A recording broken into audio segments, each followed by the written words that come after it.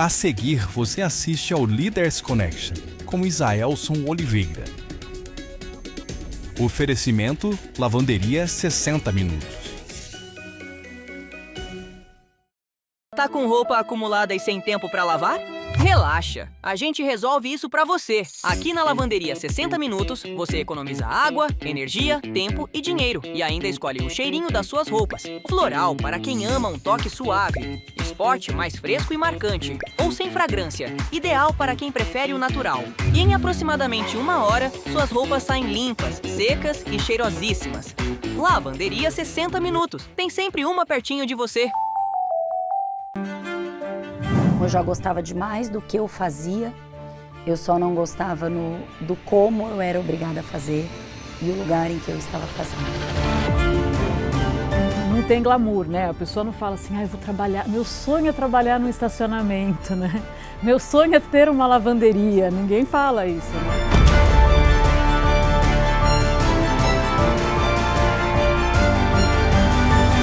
Olá, sejam muito bem-vindos ao Leaders Connection. Hoje a conversa é sobre liderança, onde a previsibilidade não existe, ambientes onde a decisão antecede a certeza, onde o risco não é exceção, é parte da rotina.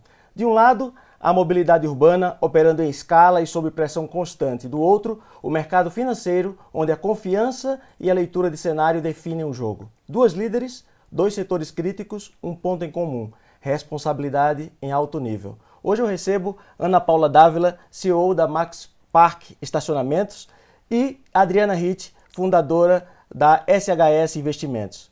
Muito obrigado por estarem presentes conosco. Duas trajetórias construídas em contextos exigentes, com decisões que impactam diretamente pessoas, cidades e patrimônio. Existe um momento na liderança em que crescer deixa de ser suficiente e passa a ser necessário sustentar, evoluir e antecipar.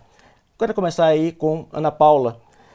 Existe um momento em que o setor deixa de prestar um serviço de apoio e passa a ocupar uma posição estratégica na dinâmica das cidades. Qual foi o ponto de virada em que o estacionamento deixou de ser apenas apoio e passou a ser parte da lógica da mobilidade urbana? Obrigada pelo convite, é um prazer estar aqui. Essa pergunta é excelente, né? Porque envolve não só estacionamento, mas como o contexto de toda a mobilidade urbana. O brasileiro sempre foi apaixonado por carro, isso não é segredo para ninguém. A frota aumentando a cada dia e, infelizmente, o nosso sistema de transporte público não atende, não funciona, né? Isso foi muito agravado na pandemia, onde as pessoas perceberam que não dava para entrar no transporte público, elas precisavam do transporte individual, e isso acelerou esse processo. Mas antes disso, acho que já foi a grande virada quando a gente traz grandes empreendimentos, tanto residenciais para as áreas e bairros menores, quanto empreendimentos comerciais muito grandes, tráfego de veículos enorme, e se o estacionamento não funcionar, a cidade trava. Eu brinco, você imagina se o manobrista descobre que se ele fizer greve, ninguém mais sai de casa. Então o estacionamento precisa funcionar, ele faz parte de todo esse contexto. Muito legal. Isso muda tudo, porque quando o setor muda em função, a liderança também precisa mudar de nível, não é verdade? Sem dúvida. E no seu caso, Adriana, o ponto de partida já nasce com uma decisão muito forte, né? Na sua história, sair de uma estrutura consolidada, grávida, em plena crise, né? Não apenas uma escolha profissional, mas uma redefinição aí de identidade. E em que momento você entendeu que permanecer onde estava era mais arriscado do que construir algo novo? Bom, muito obrigada pelo convite. Também é uma honra estar aqui falando sobre a trajetória, né? Falando sobre esse mercado que é ainda tanto tabu no nosso Brasil, né? Desculpem pela voz, mas hoje a garganta não acordou das melhores. Então eu vou fazer o meu melhor aqui. Bom, quando a gente percebe que a gente pode transbordar muito mais, né? Fazer muito mais, e a gente não o faz, a gente está como a parábola dos talentos, né?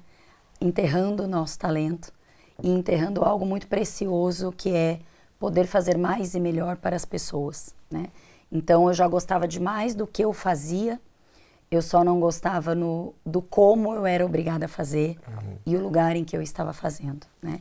Então naquele momento eu entendi que eu precisaria transbordar e que a educação financeira, o planejamento financeiro, você ter um bom investimento, você cuidar bem do seu patrimônio, é algo que transforma não só uma vida, mas transforma famílias, transformam legados, transformam empresas.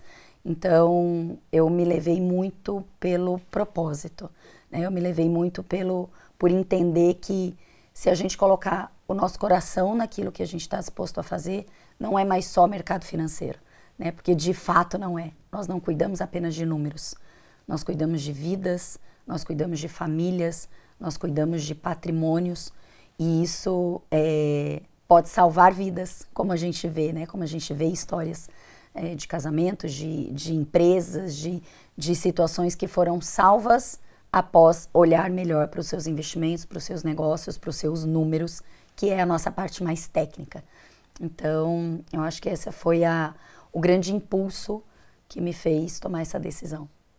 Muito legal. Essa reflexão é muito importante porque muitas vezes o maior risco está no movimento, né? E não na permanência sem propósito. Exato. Ana Paula, eu acho que você também passou por isso, né? Estávamos conversando sobre isso. Quando a operação ganha escala e complexidade, eficiência sozinha já não basta, não é verdade? Em que momento você percebeu que inovação não poderia ser acessório e teria que ser algo no centro da estratégia, né? Eu entendo que houve uma transformação aí na forma, no modo de pensar o estacionamento como um espaço urbano de extrema relevância, né? Como você entende isso? Como você redesenhou isso, colocando o estacionamento aí como a inovação no meio do estacionamento como uma estratégia vital para a permanência do negócio? Hoje a gente fala que estacionamento ele é uma empresa de mobilidade baseada em tecnologia, né? A gente tem áreas que são quase áreas focadas só em tecnologia, em que mais que eu trago para esse nosso dia a dia, né? Então hoje você consegue fazer toda uma jornada, desde já reservar a sua vaga antes de sair de casa, chegar no estacionamento só apresentando o seu QR Code na cancela, ou às vezes nem isso, só com a leitura de placa ele já identifica que você já comprou aquela vaga. Tem locais que você já sabe, inclusive, em que vaga você vai parar, e na hora de ir embora também. Então, assim, é o free flow, né, dos estacionamentos. Eu acho que isso foi uma evolução natural do próprio mercado e da própria civilização, né? A hora que todos os pagamentos começam a se transformar digitais, a facilidade do celular na mão, os carros cada vez mais conectados, vem a girada de chave de como é que eu torno isso sem fricção em todo o processo. Como é que eu torno o processo de estacionar, que já não é uma coisa agradável, né? Você ficar procurando vaga, tal, ninguém vê como uma facilidade, né? E é o que a gente quer mudar, que é que isso seja um problema quase que do carro e não tanto do manobrista. Sim. É a hora que a gente vira isso para uma tecnologia. O que mais a gente agrega a esse mercado? Trazer fluidez, né, para esse processo, né? Exatamente. Muito legal. Pagar sem perceber. Isso mesmo. Até porque a gente paga a comodidade também, Exato. Né? Eu acho que a comodidade, a rapidez, né? Hoje a gente paga tudo para ter isso, né? Tempo. Exato. É verdade. Quando a inovação entra no centro, a empresa deixa de só responder ao mercado e começa a redesenhar o próprio papel nela. Adriana, no mercado financeiro, a autoridade não se conquista apenas com resultado, ela se constrói com consistência. Na verdade, a leitura de cenário, confiança sustentada ao longo do tempo. Qual foi o momento em que você percebeu que a SHS já não estava apenas resistindo às crises, mas começando a ocupar um lugar de protagonismo? Você falou da crise de 2008, que foi logo após a fundação da empresa, né? Em que momento aconteceu essa virada que você percebeu, agora somos protagonistas? Quando a gente percebe que passar por crises nos fortalece, não nos enfraquece, a gente vai estruturando as pessoas, estruturando o time, estruturando o negócio para lidar com as crises, né? Porque num país emergente como a gente vive, não é, será que teremos outra crise? Mas quando será que chegará a próxima crise, né?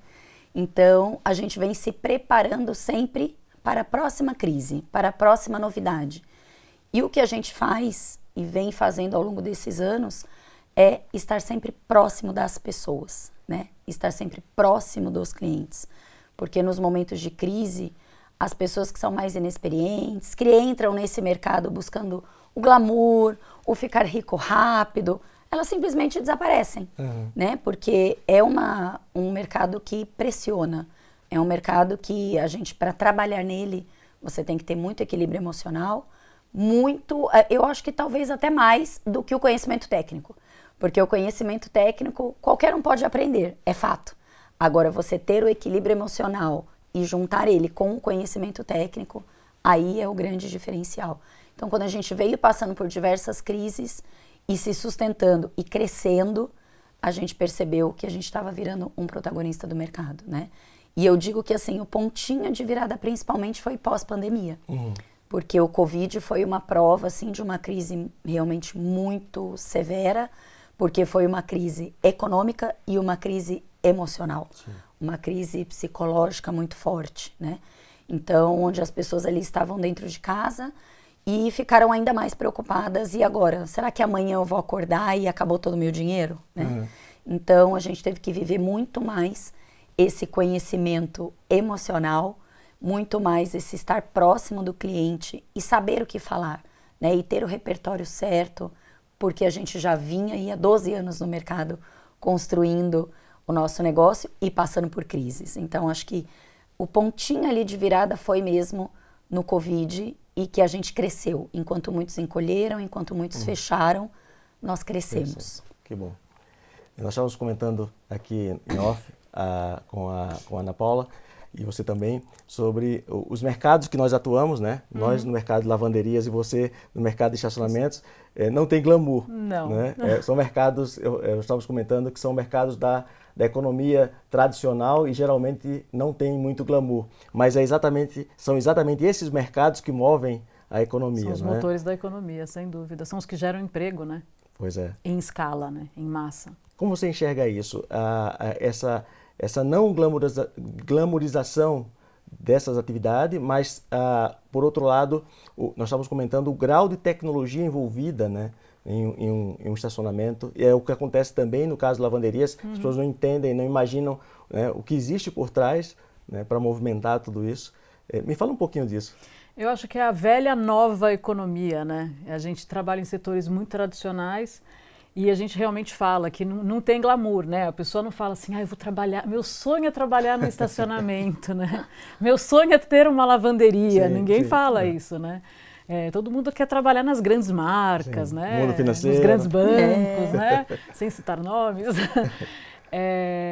Mas as pessoas, quando chegam no nosso mercado, se surpreendem positivamente com toda a estrutura e inteligência, a estratégia que a gente tem por trás, né? Então, é isso que a gente fala. A gente está cada vez mais tecnológico, cada vez mais baseado em dados, em respostas, cada vez mais centrado em clientes. E é muito bacana a surpresa dessa nova geração, ou desse novo entrante do nosso mercado. Quando ele chega, ele fala, caramba, não é só o tiozinho com o papel marcando placa, né? Não é só a lavadeira lá esfregando a roupa, né? Você tem todo um sistema, toda uma inteligência, um planejamento de fato por trás. É muito gostoso, eu acho. Né? Sim, muito bom. Isso é muito importante e isso mostra, acho que uma grande diferença aí entre aquelas empresas que apenas sobrevivem e aquelas que realmente mudam o jogo. Né? No próximo bloco, eu quero entrar no coração da liderança estratégica, decisão sob pressão, crescimento com lucidez e o que realmente separa expansão saudável de crescimento apenas aparente. Fique conosco, voltamos em instantes.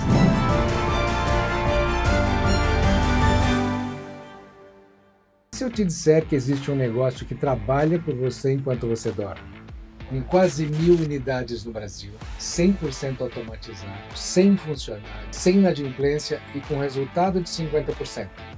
Parece mentira, né?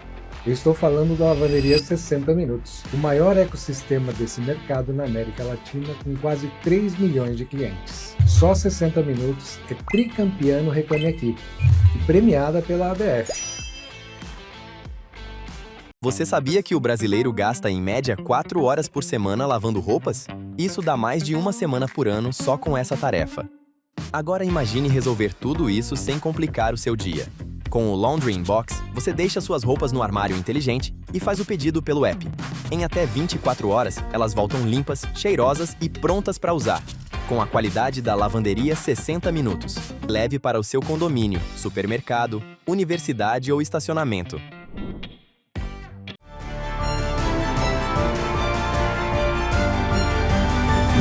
Estamos de volta no Leaders Connection e hoje estou recebendo Ana Paula Dávila, CEO da Parque Estacionamentos, e Adriana Hitch, fundadora da SHS Investimentos. Agora eu quero aprofundar a conversa em um ponto que interessa diretamente aos empresários, executivos e gestores. Ana Paula, quando tecnologia entra em setores tradicionalmente físicos, muita gente trata a inovação como vitrine, né, como moda. Onde está o verdadeiro ganho competitivo hoje? Na tecnologia em si ou na inteligência de gestão que ela permite? Olha, a tecnologia ela ajuda muito nas decisões estratégicas, mas eu ainda acho que na ponta, mais do que a tecnologia, o atendimento é o que muda o negócio. Hoje a gente está virando o canhão muito para tecnologia, cada vez menos gente, né? Cada vez mais máquina, e as pessoas estão se desconectando demais, né? A gente brinca que as pessoas chegam nos lugares olhando para o celular, saem olhando no celular e elas, imagino que nos negócios de vocês seja a mesma coisa, às vezes elas nem notam a cor do ambiente, ou quem estava lá, enfim. O excesso de tecnologia cria uma barreira ali, né? Exato, exato. Isso é um problema mundo, né? A gente já vem observando isso. Então, a Maxi Park ela é muito especialista em serviços de saúde, né? Então, você imagina uma pessoa chegando num hospital referência em câncer. A única coisa que ela precisa é de um bom dia com um sorriso no rosto, né? Em todo o percurso. Ela não precisa de um ambiente frio, onde a tecnologia é rápida, enfim. Ela precisa de um serviço sem tração, mas que seja uma coisa agradável, fluida, Até tal. porque a jornada do cliente começa ali no estacionamento. Começa e termina no estacionamento, exatamente. né? Então, você pode fazer um serviço maravilhoso lá dentro, mas se não tiver uma boa recebida e uma boa despedida apropriada, porque eu não posso falar para você que está chegando ou saindo de um hospital, volte sempre, né? Isso eu acho que muda o jogo. Então, eu acho que tem uma coisa de tecnologia extremamente importante, que é o que vai dar a longevidade das companhias como planejamento estratégico, como longevidade mesmo, no melhor da palavra, mas eu acho que o atendimento, o olhar o cliente ainda é fundamental. Muito importante, muito interessante essa sua visão e eu concordo, né? Eu acho que o excesso de tecnologia, muitas das vezes, ele impede essa relação humana, que é o que constrói a experiência, né? É difícil você ter uma experiência 100% automatizada e ela gerar vínculo. Não tem calorzinho, né? Falta o calor, eu humano, acho. Né? Essa diferença é decisiva porque digitalizar processo não é a mesma coisa que transformar o modelo. Adriana, crescer em um setor de confiança exige coragem, mas exige também muita disciplina. Qual foi a decisão mais contraintuitiva que você tomou em momentos de turbulência e olhando para hoje, né, como isso ajudou a consolidar a SHS em vez de enfraquecê-la? Bom, eu adoro participar dessas coisas porque a gente vê que um mercado tão diferente, né, se conversa tanto. Lá na empresa a gente fala muito sobre humanização, né? Inclusive um dos nossos valores inegociáveis, dos dois nossos valores inegociáveis é humanização e servidão. E muitas vezes fala assim, mas o que isso tem a ver com o mercado financeiro? Porque a gente vai para os nossos pares e para grandes pares e fala assim, rentabilidade, prosperidade, negócios maiores, enfim, números, né? Então, a decisão contraintuitiva que a gente vem tomando há bastante tempo é priorizar a humanização. E para isso, não é olhando apenas o cliente, mas olhando também o cliente interno. Então, a gente tem um cuidado muito grande com o nosso time, uma preocupação muito grande se o nosso time está bem, em levar o nosso time para programas de desenvolvimento pessoal, em chegar em conversas particulares e falar, eu acho que você precisa de uma terapia, você já falou com algum terapeuta, eu acho que você precisa olhar para isso, porque de fato, o cliente quando chega na nossa mesa, seja quando ele está muito feliz, porque está com recurso, ou seja quando ele está preocupado, ou seja, às vezes chega numa situação, né, que recebeu uma herança porque perdeu um ente querido, ou recebeu um grande valor porque acaba de ficar viúva. Então, situações assim, a gente vira meio que um set terapêutico. E a gente precisa ter esse apoio emocional, esse apoio psicológico, né? O fator humano se torna imprescindível, né? Imprescindível. Eu vejo, assim, profissionais do mercado financeiro que não têm isso, não se sustentam no longo prazo. Porque, como eu disse anteriormente, nós vivemos em pressão a todo tempo. Então, a gente vive a pressão do mercado, a gente está ali na pressão do cliente E a pressão do negócio, né? Que você tem que continuar dando resultado, né? Tendo cliente, tendo faturamento. Então, é uma pressão de todos os sentidos. Se você não tiver um bom equilíbrio emocional, né? Se você não tiver um bom controle emocional, você não consegue passar isso para o cliente. Sim. Aí o cliente chega triste, preocupado ou desesperado e você deixa ele mais triste, mais preocupado, mais desesperado, né?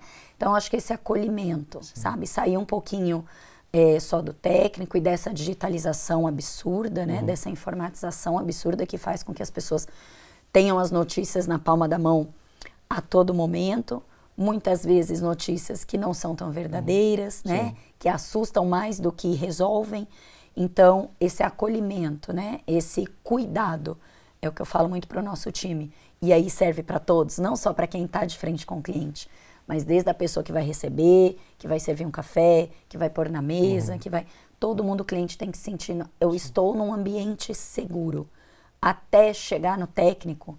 Quando você chega no técnico, você já conquistou o cliente. Ou perdeu. É verdade. Né? Porque aí não vai importar o número que você falou, que ele ou já te comprou, ou ele não vai nem querer mais ouvir o que você tem para falar. O relacionamento gera confiança, né? Sem dúvida. Ana Paula, como você enxerga o futuro das suas operações que antes eram consideradas periféricas, né? E hoje passam a tocar diretamente a jornada urbana das pessoas? Olha, é um futuro divertido, eu acho, porque os carros estão cada vez mais tecnológicos também, né? Eles estão cada vez mais conectados com toda a estrutura de mobilidade, né? Então, eu acho que a gente caminha para um... Eu ouvi...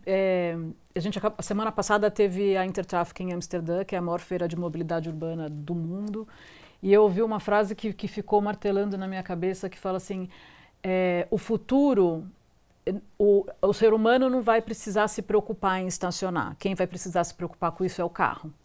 Então você simplesmente vai chegar, seu carro vai chegar, você vai desembarcar e ele vai estacionar, não é mais um problema seu. Acho que dentro da nossa estrutura isso está bastante distante. Mas em algum momento vai ter um processo autônomo dentro desse estacionar. Então, eu acho que, assim, fiquemos ligados, porque é uma indústria que está em plena evolução e vão ter mudanças interessantes aqui no médio prazo, sem dúvida. E entendendo os estacionamentos como parte de extrema importância, né, das grandes cidades, como membro desse ecossistema, né, eu acho que é muito importante essa evolução, né? A gente escuta muito falar das cidades inteligentes, né? Sim. E os estacionamentos têm que ser inteligentes para poder acompanhar também esse mercado. Sem dúvida. Quem entende a mudança antes da linguagem consolidada do mercado costuma abrir vantagem, não é verdade? Adriana, depois de atravessar crises, crescer e se consolidar a reputação, o desafio muda de nome, né? O que mais desafia uma líder como você nesse longo prazo? Continuar crescendo, proteger a cultura, manter a lucidez ou não se desconectar da base do negócio? Dá para ser todas as respostas anteriores? Porque eu mais? Acho que é um pouquinho de tudo, né? Mas eu acho que o mais importante é você proteger a cultura. Porque isso eu perguntei todas essas possibilidades, porque isso é uma armadilha real. Sim, né? Sem dúvida. No dia a dia é uma armadilha, né? É uma armadilha real. E assim, você não pode escolher um, né? Você tem, óbvio, que em dado momento você vai focar mais numa coisa e num outro momento você vai ver que a prioridade é outra coisa, né? Agora, especificamente, em maio, a gente vai fazer 18 anos. E a gente está muito nesse critério de como que eu protejo a cultura. E aí tem muitas coisas envolvidas, né? Porque envolve o quanto o meu cliente está preparado para essa cultura que eu tenho, porque... De fato, tem gente que não tem muito essa coisa da humanização. Ele quer sentar ali, quer um café? Não, obrigada. Quer uma? Não, obrigada. Como é que está aí a rentabilidade? Né? E aí você tem que se adaptar a isso, né? Só que aí, de novo, entra a cultura da empresa. Então, se a cultura da empresa é uma humanização, é olhar a pessoa que está na sua frente como um ser humano, eu não vou falar, não, mas antes tem que ter o quebra-gelo, né? Não, o cliente não quer. Então, a humanização também faz parte de você entender qual é a necessidade do outro? E isso é muito desafiador, porque a gente tem uma linha tênue entre olha, existe essa cultura, mas você tem que balizar em que momento você vai abrir um pouco, né? E a outra linha de que não, tá abrindo demais, não é assim, volta para a cultura. Sim.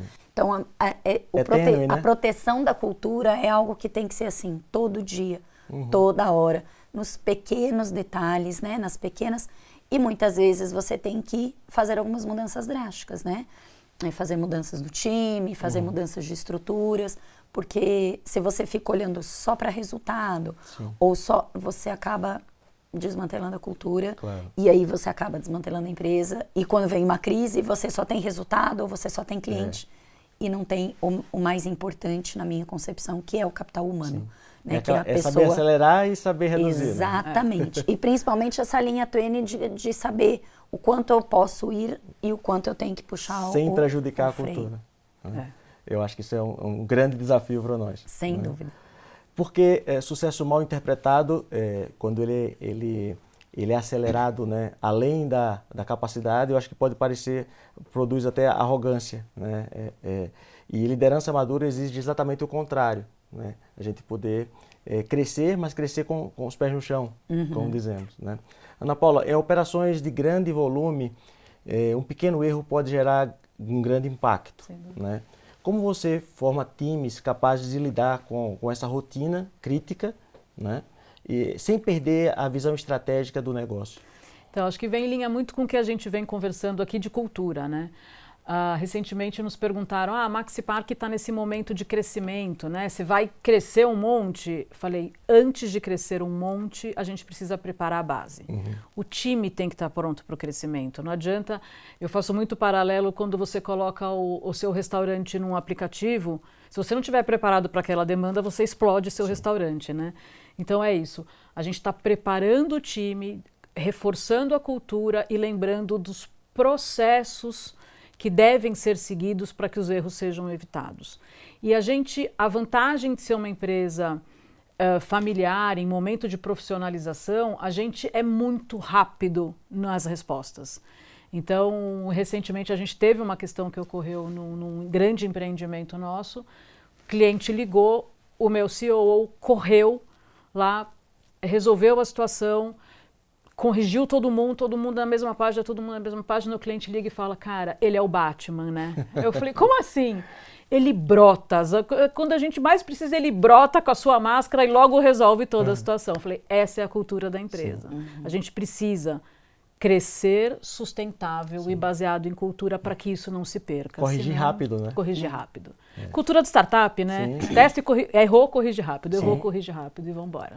E o erro faz parte do processo. Faz parte do crescimento, né? O que não pode é perdurar. Ele tem que ser corrigido rápido e transformar isso em aprendizado. E somos humanos, né? O humano erra. Ninguém erra porque quer, mas às vezes é um dia ruim. Com certeza. E aí precisa ser arrumado da melhor maneira, né? Com certeza. E é nessa hora que você separa quem é bom de quem é ruim. Sim, né? O empreendedor que entende isso, ele consegue fazer com que a empresa cresça, mas crescendo na velocidade necessária, sem haver uma perca, né, ali de qualidade da própria estrutura. Né? Eu lembro de Robson Shiba, ele contando a história da época da Shining Box, aconteceu exatamente isso. Ele acelerou muito e teve uma hora que ele teve que parar, né? Parou de vender franquias, reestruturou a casa para poder voltar a crescer. Né? Isso é muito comum, no mundo de franquias é muito comum isso. Então, eu acho que em todo negócio que tende a crescer de forma muito rápida, né? Saber o momento de dizer, olha, vamos diminuir aqui, né, o acelerador e corrigir para poder crescer mais forte. Inteligência estratégica, né? Porque senão, de fato, você chega num momento que você cresce tanto que o back-office que está aqui não sustenta, você explode a companhia. Você deixa de ser uma companhia pequena ou média, extremamente rentável, para ser uma companhia enorme, bagunçada, falida. De grandes coisas que a gente vê no próprio mercado financeiro das empresas que quebram e empresas grandes, empresas sólidas, 90% da situação é gestão. Né? E aí a gestão de pessoas, gestão financeira, gestão de marketing, gestão. É isso, é você colocar uma bazuca, pegar um restaurante, botar num aplicativo e você não ter a estrutura por trás. Então, Claro. É sempre a gestão, né, que faz a diferença. E para você, Adriana, quais sinais mostram que uma empresa está crescendo de forma saudável e quais sinais revelam que ela pode estar crescendo mais rápido do que sua capacidade real de sustentar a excelência? Olha, eu acredito muito que na empresa que cresce de forma saudável, ela consegue ser constante no mercado e manter a sua carteira de clientes. Porque hoje é muito difícil você conseguir novos clientes. E é mais difícil você conseguir manter. Porque em todos os mercados, né, com certeza, não é só no meu, no seu, em todos os mercados a concorrência não para de crescer. Mas se eu for falar especificamente do mercado financeiro, tá assim, um boom, né, de mercado financeiro. Então, é o glamour. Aí acaba que investimento, que planejamento, parece que é uma commodity. Sim. Então, o que faz diferença? O relacionamento, o profissionalismo. E aí, quando a gente olha empresas que, seu maior cliente, o seu cliente mais antigo tem quanto tempo? 1 ano. Quanto tempo tem a empresa? 20. Uai, mas tem alguma coisa que não combina, sim. né? Então, a manutenção, até porque o cliente que é mantido, ele se torna um cliente fiel e ele se torna um cliente propagador. Sim. Hoje, assim, o nosso maior marketing é o nosso cliente. Claro. E quando me perguntam, qual é o seu cliente mais antigo? Bom, ele está comigo desde a minha instituição antiga, em que eu nem era empreendedora. Sim. Então, e a gente tem diversos clientes há mais de década com a gente. Então, assim, isso comprova uma empresa saudável, né? Na minha concepção, isso é uma empresa saudável.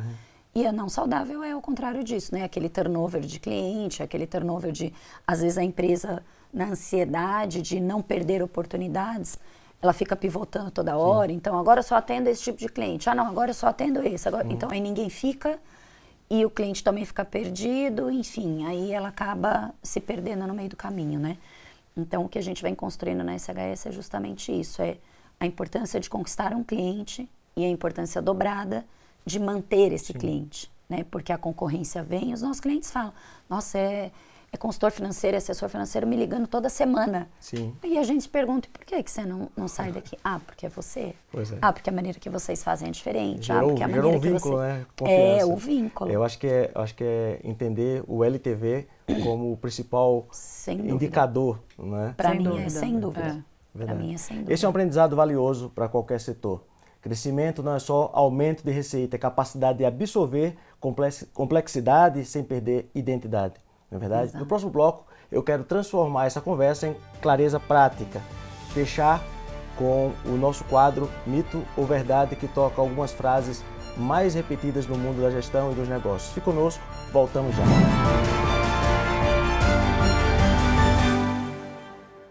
Tá com roupa acumulada e sem tempo para lavar? Relaxa, a gente resolve isso para você. Aqui na Lavanderia 60 Minutos, você economiza água, energia, tempo e dinheiro. E ainda escolhe o cheirinho das suas roupas. Floral, para quem ama um toque suave. Esporte, mais fresco e marcante. Ou sem fragrância, ideal para quem prefere o natural. E em aproximadamente 1 hora, suas roupas saem limpas, secas e cheirosíssimas. Lavanderia 60 Minutos, tem sempre uma pertinho de você. Sua lavanderia precisa de volume com eficiência, ou os custos crescem e o controle se perde. Agora imagine uma operação mais inteligente e lucrativa. Com máquinas de 13 e 20 quilos, você ganha capacidade e performance para qualquer demanda. Com dosagem automática e telemetria, você garante alta performance. Uma operação que funciona até sem você. O novo padrão de lavanderias já chegou. Fale conosco.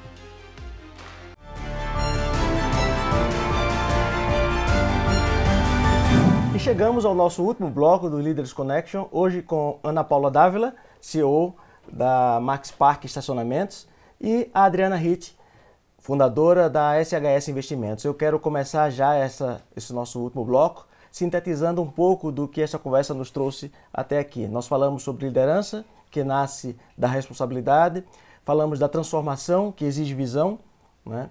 E sobre o crescimento, que só vale a pena quando vem acompanhado de consistência.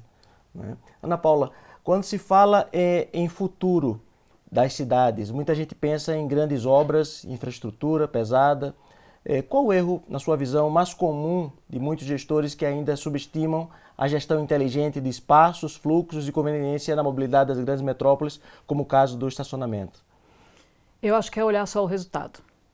A hora que você olha puramente o resultado, em algum momento essa operação vai falhar. Você precisa olhar como ela funciona como um todo e o resultado é consequência de uma boa gestão. A hora que você foca só no resultado, você tende a diminuir investimento, tende a diminuir mão de obra para gerar fluxo e aquilo é um tiro curto. Então, acho que tem que olhar gestão de maneira mais integrada. E na sua visão, essa visão integrada de cidades inteligentes passa também pela visão estratégica e também de planejamento dos espaços de estacionamento. Planejamento urbano com esses espaços integrados, sem dúvida. A gente já vê, principalmente fora, não precisa ir longe, por exemplo, você vai para o Rio de Janeiro, você tem vários estacionamentos subterrâneos que alimentam a cidade. Aqui em São Paulo você tem muito menos, né? Então, a gente está indo numa direção muito de diminuir volume de carro, principalmente nos residenciais, para estimular o não uso de carro, né? O que acontece é que aumenta o número de carros de aplicativo que ficam muito mais rodando nas cidades do que parados, né? Então, ele é um contraponto à fluidez de trânsito e mobilidade urbana.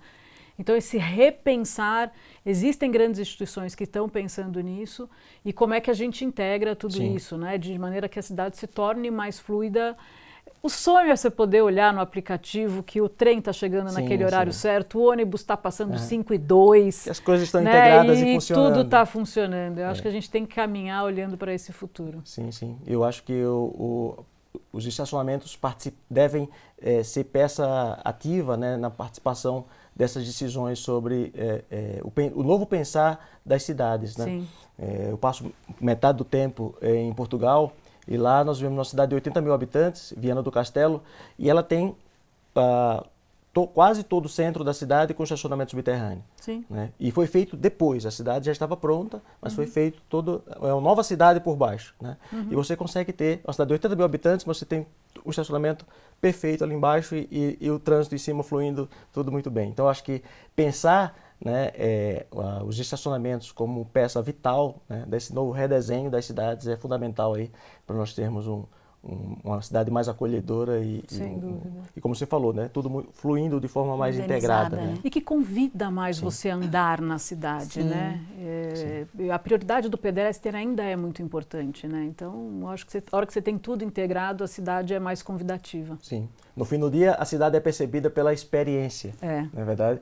E experiência ruim sempre cobra um preço alto de todos nós. Adriana, no mercado financeiro, muita gente ainda associa autoridade à imagem, tradição e credibilidade, exatamente o que você estava falando. Você acha que o mercado ainda entende mal sobre a liderança feminina em ambientes de alta performance? Eu gostaria de ouvir você e depois ouvir também um pouco a Ana Paula sobre isso. Estávamos até conversando um pouco sobre isso, né? Eu acho que a Ana Paula deve viver um pouco do que eu vivo, vamos ver. O meu mercado ainda é um mercado majoritariamente masculino, né? Então, quando a gente está nos eventos, a gente vai nas convenções, é assim, sem brincadeira, eu acho que é 50-1, né? Já foi muito pior, já foi 300-1, né? Eu já tive em auditórios com 1000 pessoas, em que eu levantava e falava, meu Deus, alguma mulher, eu não estou vendo ninguém. Então, existe muito isso, é um mercado muito majoritariamente masculino e que aí você tem que lutar mais bravamente para o seu lugar ao sol, né? E como a gente está falando de cultura, de humanização, de gente, tem tudo a ver.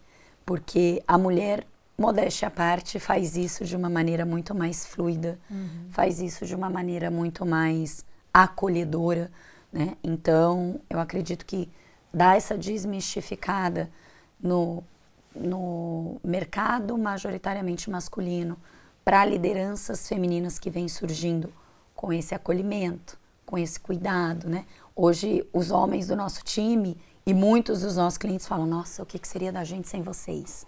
Né? Porque tá ali no detalhe, tá ali nos pequenos detalhes do dia a dia mesmo, no receber o cliente, no atender o cliente, no lembrar do cliente. Então, eu acho que é a gente puxar um pouco desse nosso cuidado, dessa nossa leveza feminina, dessa nossa delicadeza feminina e mostrar que isso tudo pode ser revertido em boa liderança. Isso tudo pode ser revertido numa coisa que a gente não vai encontrar no público masculino, porque somos diferentes, é um fato, né? Mas que isso sim pode nos levar muito mais longe e pode nos levar a outros momentos, né? De crescimento, de conquistas. Então, é nisso que eu acredito. Eu acho que o entender essa complementariedade do mundo Exato. masculino e mundo feminino, eu acho que aí é que reside a grande riqueza Sem das dúvida. organizações, né? Muitas vezes o preconceito mais sofisticado é justamente o que não se declara. Ele apenas tenta manter critérios antigos de validação. O que você pensa disso, Ana Paula? Eu falo que eu sou uma grande defensora do feminino sem ser feminista, né? Eu não rasgo o sutiã. Eu acho que o grande segredo está no equilíbrio de fato. Eu acho que o masculino e o feminino se complementam definitivamente. A gente está num momento muito favorável, na verdade, para as mulheres, quando a gente fala em liderança, porque a liderança vulnerável está muito em pauta hoje, né? Sim. Se permitir ser dizer, vulnerável, né? não sei, qual a sua opinião, vamos fazer juntos. Preciso de ajuda, né? E isso é muito feminino, Sim. né? Então é um momento a ser observado. Tem muitas mulheres vindo para posições de liderança. Eu acho que passamos por um processo de transformação que as mulheres antes da gente transformaram esse ambiente, prepararam esse terreno para que a gente chegasse até aqui. Agradeço a todas elas.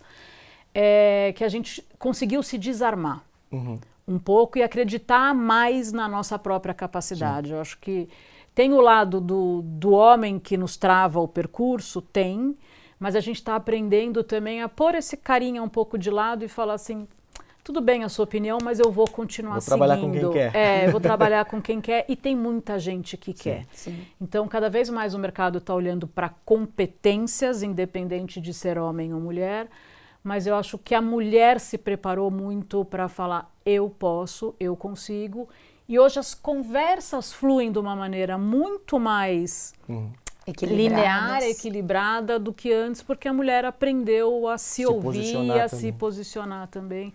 E mesmo quando a gente encontra uns degraus quebrados ou uns serzinhos um pouco mais duros no caminho, a gente vai com a inteligência emocional e o charme da mulher cavando até que a pessoa entenda que quem manda ali somos nós. Porque isso que aconteceu... Pelo menos naquela situação. Eu acho que é justamente isso. A gente teve esse posicionamento e a gente está vendo muito esse público masculino reconhecendo que precisa da gente em algum momento, né? Claro. Que precisa das nossas qualidades, que são prioritariamente femininas, para complementar o masculino, né? Então, eu acho que é os dois lados que vêm nesse processo de amadurecimento. Sem dúvida. A mulher conseguindo se posicionar e o homem reconhecendo esse posicionamento como algo positivo e não como um enfrentamento. Né? Sem dúvida, realmente as empresas que entendem assim, né, que trabalham com essa complementariedade, são as que mais crescem, as que mais estão bem posicionadas e as que mais têm estratégias, né, validadas e até de futuro mesmo, porque o mundo mudou e quem não percebeu isso já ficou para trás. Sem dúvida. Não é? Agora eu quero ir para um momento final que eu gosto muito, que é o nosso mito ou verdade. Ana Paula, o cliente sempre tem razão? Mito. Mito. Eu acho que a gente tem que ouvir o cliente e nisso o cliente sempre tem razão, em querer ser ouvido. Se ele está correto ou não, a gente vai discutir. Mas tem que ter o olhar. E para você? Também concordo plenamente. Mito. E é muito interessante porque eu vim de uma instituição, eu fui criada numa instituição que falava muito isso. E tinha situações que eu falava, não é possível, gente, que isso aqui, essa situação ele tem razão, não é possível, né? E desde sempre, na construção da minha empresa, eu falo, o cliente nem sempre tem razão, mas nós temos dois ouvidos. Então, primeiro a gente vai ouvir, tentar se colocar no lugar dele, com o que ele está sentindo, do porquê ele está dizendo aquilo, para depois a gente tomar uma decisão. Mas tem diversas situações que a gente tem que falar, bom, não vamos chegar num acordo, né? Então é melhor a gente seguir um outro caminho. O bom senso sempre. O bom senso, exato. Entendendo, acho que o cliente, ele sempre tem uma vantagem. né? Entre eu diria que em um impasse, nós vamos estar sempre pelo cliente. Não é verdade? É verdade. Mas tem momentos que você precisa dizer não. Sim, Sem até porque dúvida. se você olha só, porque quando você fala esse cliente, você está falando do cliente externo. Sim. E quando a gente sempre diz o cliente sempre tem razão, você está prejudicando o seu cliente interno. E o cliente interno também é muito importante. Sim, claro. Né? Também tem que ser muito cuidado, porque ele também vai estar aos finais de semana e fora dali falando do teu negócio. Né? Então, Verdade. Essa é uma frase muito repetida, mas dependendo do contexto, ela pode construir relação ou destruir critério. Vamos para mais uma. Adriana, não se mexe em time que está ganhando? é totalmente mito, completamente mito, né? Porque a gente tem que avaliar o time como um todo. E muitas vezes eu gosto muito de fazer, eu não entendo de futebol, mas eu entendo o básico e do que eu ouço e do que eu leio, e eu brinco muito lá com o meu time. Gente, é um jogo de futebol. Quantas vezes a gente já viu jogos com grandes estrelas e que perderam? E quantas vezes a gente já viu jogos que não tinham os grandes estrelas Sim. e que venceram, né? Então a gente tem que olhar o time como um todo, e muitas vezes a gente está vencendo, mas tem alguma coisinha ali que é o que a gente fala, né? A laranjinha podre, o comentarinho desnecessário, que vai minando ali. Então, acho que um time tem que ser acompanhado 24 horas por dia. Esse mesmo cuidado que a gente tem com o cliente externo, a gente tem que ter com o cliente interno, e entender, esse time está ganhando, mas ele está ganhando dentro da cultura, dentro dos nossos valores inegociáveis, e sempre ter esse olhar. Então, não acho que em time que está ganhando não se mexe, não. Acho que a gente, algumas vezes, tem que dar algumas mexidas, e as últimas mexidas nos últimos anos que eu fiz sempre foram muito positivas. Para a Adriana é mito. E para você, Ana Paula? Então, eu vou fazer o contraponto. Eu acho que time que está ganhando, a gente não mexe, não. Mas a gente observa. Né? Enquanto ele está ganhando, está ali funcionando, a gente continua observando para que ele não comece a derrapar, de destruir cultura, ganhar a qualquer preço, e para que ele esteja sempre, de fato, se atualizando, porque senão vai na onda do tô só ganhando e perde o campeonato no final, né? Então, eu acho que não se mexe, mas se observa. Que bom. Vamos só para mais um, mito ou verdade. Adriana, home office mata a cultura? Acho que mata a cultura. Concordo plenamente. É verdade, então. Porque cultura, para mim, é algo que você vive no dia a dia. A cultura você não está vivendo só quando você está trabalhando. A cultura você está vivendo na hora que você vai pegar o cafezinho, na hora que você esbarra com o colega no corredor, na hora que você vê alguém estressado e o que você faz com aquela pessoa que está mais estressada, mais nervosa. Então, a cultura, ela é um dia a dia. E você não vive um dia a dia no home office. Eu conheço negócios que vão muito bem, que crescem e que todos trabalham de home office, né? Mas eu tenho as minhas dúvidas do quanto essa cultura é enraizada, ou do quanto é uma empresa, muitas vezes, movida por resultados e conseguiu encontrar as pessoas certas, movidas pelo resultado, né? Então, na minha concepção, a cultura é o dia a dia, é o vivida no detalhe, é vivido especialmente nas situações de estresse, e isso você só tem convivendo. Claro. Né? Então, para mim, dá uma matada na cultura, sim. E para você, Ana Paula? Eu acho que o home office 100% puro mata a cultura, sim, sem dúvida. Você não interage. Eu sou uma pessoa muito de pessoas e muito de interação. Então, eu já me enganei muitas vezes através das calls que a gente faz e das vídeos, de achar que a pessoa era assim. E quando eu conheci pessoalmente, falei, algo arrepiou aqui, algo que parecia bom não está tão bom assim. Então, eu acho que a interação entre pessoas... Você sente, você sente na entrelinha a comunicação, Feeling, né? a troca de olhar, a fofoca do corredor, o momento do cafezinho, é nesse momento que se constrói cultura. Exato. Acho que mata a cultura, sim. Já está comprovado, né? A gente já Sim. observou. Grandes negócios também, ao passo que eu conheço algumas empresas, mas também conheço grandes nomes que depois da pandemia, não, agora é isso que a gente vai fazer, agora a gente vai, todo mundo em casa, e ó... Pois é. Eu acompanho o pensamento de vocês, né? Eu entendo que a cultura é como uma plantinha que a gente tem que regar todos os dias. E a gente só rega convivendo. Exato. Né? Tem que estar pronto, próximo. Né? Muitas vezes o que destrói a cultura nem é o formato, é a ausência da liderança também correta para cada modelo. Né?